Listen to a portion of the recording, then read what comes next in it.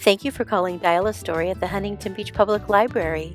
We're wrapping up April break with our final story of the month here on Dial a Story. We're thrilled to welcome families back for in-person story times starting May 6th. Now settle in and get cozy and enjoy our story.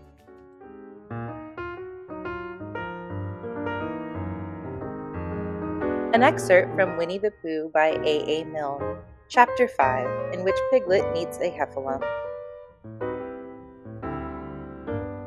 One day, when Christopher Robin and Winnie the Pooh and Piglet were all talking together, Christopher Robin said carelessly, "I saw a Heffalump today, Piglet." "I saw one once," said Piglet. "At least I think I did, only perhaps it wasn't." Soon it was time for Pooh and Piglet to go home. Just as they came to the 6 pine trees, Pooh looked round to see that nobody else was listening, and said in a very solemn voice, "Piglet, I have decided something." "What have you decided, Pooh?" "I have decided to catch a Heffalump." "I shall do it," said Pooh, "by means of a trap." Pooh's first idea was that they should dig a very deep pit, and then the Heffalump would come along and fall into the pit and— "Why?" said Piglet. "Why what?" said Pooh. "Why would he fall in?" Pooh rubbed his nose with his paw and said that the Heffalump might be walking along, humming a little song and looking up at the sky, wondering if it would rain, and so he wouldn't see the very deep pit until it was halfway down, when it would be too late. Pooh felt that the Heffalump was as good as caught already, but there was just one other thing which had to be thought about, and it was this: where should they dig the very deep pit? Piglet said that the best place would be somewhere where a Heffalump was, just before he fell into it, only about a foot further on. "But then he would see us digging it," said Pooh. "Not if he was looking at the sky. He would suspect," said Pooh, "and if he happened to look down, he would see it." He thought for a long time, and then added sadly, "It isn't as easy as I thought. I suppose that's why Heffalumps hardly ever get caught." "That must be it," said Piglet. "Suppose," he said to Piglet, "you wanted to catch me, how would you do it?" "Well," said Piglet, "I should make a trap, and I should put a jar of honey in the trap." "And I would go in after it," said Pooh excitedly. "Now the first thing to think of is, what do Heffalumps like? I should think acorns, shouldn't you?" Pooh said that honey was a much more trappy thing than acorns. Piglet didn't think so, and they were just going to argue about it when Piglet remembered that if they put acorns in the trap, he would have to find the acorns. But if they put honey, then Pooh would have to give up some of his own honey. So he said, "All right, honey then. I'll dig the pit while you go and get the honey." "Very well," said Pooh, and he stumped off. As soon as Pooh got home, he went to the larder and took down a very large jar of honey from the top shelf.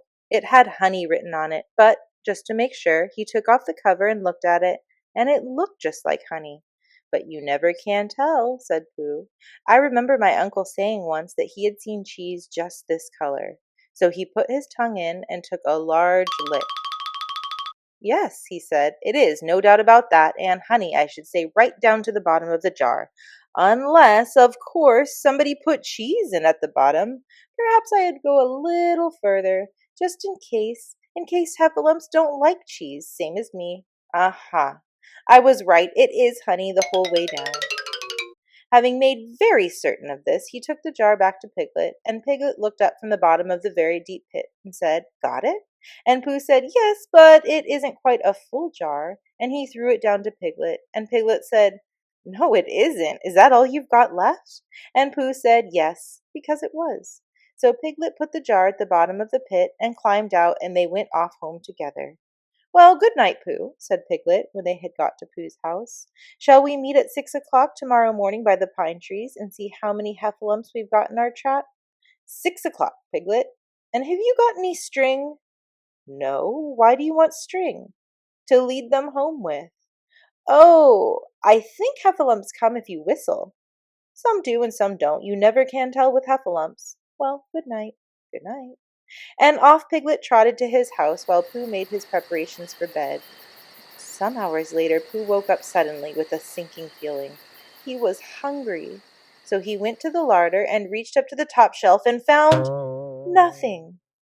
"That's funny," he thought. "I know I had a jar of honey there, a full jar, full of honey right up to the top, and it had honey written on it, so I should know it was honey. That's very funny. Suddenly he remembered. He had put it in the cunning trap to catch the heffalump. Oh, bother, said Pooh, and he got back into bed. But he couldn't sleep. The more he tried to sleep, the more he couldn't.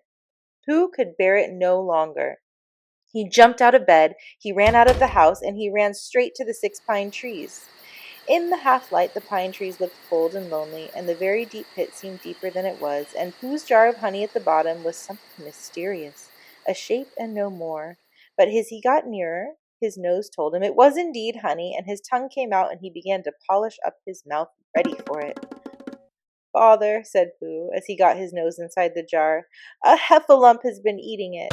And then he thought a little and said, oh, no, I did, I forgot. Indeed, he had eaten most of it, but there was a little left at the very bottom of the jar, and he pushed his head right in and began to lick. The next morning, when Piglet woke up, he didn't feel very brave. What was a heffalump like? Was it fierce? Did it come when you whistled? And how did it come? Was it fond of pigs at all? He didn't know the answer to any of these questions, and he was going to see his first heffalump in about an hour from now. Of course Pooh would be with him, but suppose heffalumps were very fierce with pigs and bears. Wouldn't it be better to pretend he had a headache and couldn't go up to the 6 pine trees this morning? But then suppose that it was a very fine day, and there was no heffalump in the trap. Here he would be, in bed all morning, simply wasting his time for nothing. What should he do? And then he had a clever idea. He would go up very quietly to the 6 pine trees, peep very cautiously into the trap, and see if there was a heffalump there. And if there was, he would go back to bed, and if there wasn't, he wouldn't. So off he went. At first he thought that there wouldn't be a heffalump in the trap, and then he thought that there would. And as he got nearer, he was sure that there would, because he could hear it heffalumping about like anything. Oh dear, oh dear, oh dear, said Piglet to himself, and he wanted to run away.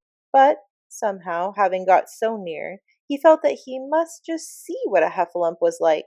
So he crept to the side of the trap and looked in. And all the time Winnie the Pooh had been trying to get the honey jar off his head. The more he shook it, the more tightly it stuck. Bother, he said inside the jar, and oh help, and mostly, ow! And he tried bumping it against things, but it didn't help him. And he tried to climb out of the trap, but he couldn't find his way. So at last he lifted up his head, jar and all, and made a loud, roaring noise of sadness and despair. And it was at that moment that Piglet looked down. Help! Help! cried Piglet. A heffalump! A horrible heffalump! And he didn't stop crying and scampering until he got to Christopher Robin's house. Whatever's the matter, Piglet? said Christopher Robin, who was just getting up. Heff, said Piglet, breathing so hard he could hardly speak. A heffalump! Where? Up there, said Piglet, waving his paw. What did it look like? Like it had the biggest head you ever saw, Christopher Robin, a great enormous thing, like nothing, a huge big, well, like an enormous big nothing, like a jar. Well, said Christopher Robin, putting on his shoes, I shall go and look at it. Come on. Piglet wasn't afraid if he had Christopher Robin with him, so off they went. I can hear it, can't you? said Piglet anxiously as they got near. I can hear something, said Christopher Robin. It was Pooh, bumping his head against a tree root he had found. There, said Piglet, isn't it awful? And he held on tight to Christopher Robin's hand. Suddenly Christopher Robin began to laugh, and laugh, and laugh. And while he was still laughing, crash went the heffalump's head against the tree root. Smash went the jar, and out came Pooh's head again. Then Piglet saw what a foolish piglet he had been, and he was so ashamed of himself that he ran straight off home and went to bed with a headache. But Christopher Robin and Pooh went home to breakfast together. Oh, Bear, said Christopher Robin, how I do love you. So do I, said Pooh. Thanks for listening to Dial a Story at the Huntington Beach Public Library. We hope you enjoyed our final story for April break. We're so excited to see you and your family in person starting back May 6th. Check out our in-person events calendar at hbpl.libguides.com/kids/home for more fun activities. Until then, keep reading and stay cozy. Goodbye for now.